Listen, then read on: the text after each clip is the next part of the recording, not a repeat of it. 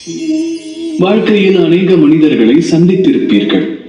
குறைகள் கூறியே வாழ்ந்து கொண்டிருப்பார்கள். வாழ்வில் முன்பு நிகழ்ந்ததே நிகழ்ந்து கொண்டிருக்கிறது என்றும் கூறுவர். இருவேளைக்கு உணவு மட்டுமே மிஞ்சுகிறது என்பர். துவக்கம் முதலே வாழ்க்கை அளித்தது மட்டுமே தற்போதும் கிட்டுகிறது என்பர். தங்கள் வளங்கள் பெருகாதிருப்பதால் மிதம் கவலை கொண்டிருப்பார். செல்வங்கள் விருத்தி அடையவே இல்லை என்று சிந்தனையில் ஆழ்ந்திருப்பார். வளம் வசப்படாவிடில் தங்கள் விதியை குறை கூறி அவர்கள் பழிப்பார். இந்நிலை எவ்வாறு மாற முடியும்? ஒரு நொடி தம்முடன் தாம் அமைதியாக அமருங்கள். தம்முடனேயே உரையாடுங்கள். சற்றே சிந்தியுங்கள். உண்மை என்பது விளங்கும். தமக்கு இன்றும் கூட இது நாள் வரை கிடைத்தது மட்டுமே கிடைக்கிறது, அதில் மாற்றமில்லை என காரணம்.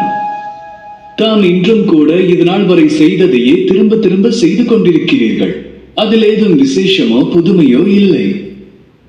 வாழ்வினில் உயர்ந்த பலன்களை பெற தாம் உயர்ந்த முயற்சிகளை செய்வது அவசியமாகும். கடும் உழைப்பு இன்றியமையாதது. அதோடு புதுமைகளையும் புகுத்த வேண்டும்.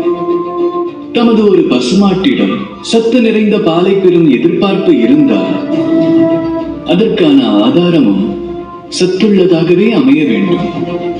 பிரயத்தனத்தின் வடிவே இயற்கையாகும். சமர்ப்பண உணர்வே அதில் உயர்வினை தரும்.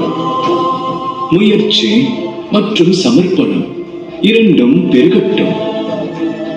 அதன் பின் தாம் வாழ்க்கையிடம் வேண்டுவது யாதாயினும் அதை பிராப்திக்க இயலும். ஆக பேரன்போடு கூறுங்கள், ராதா ராதா.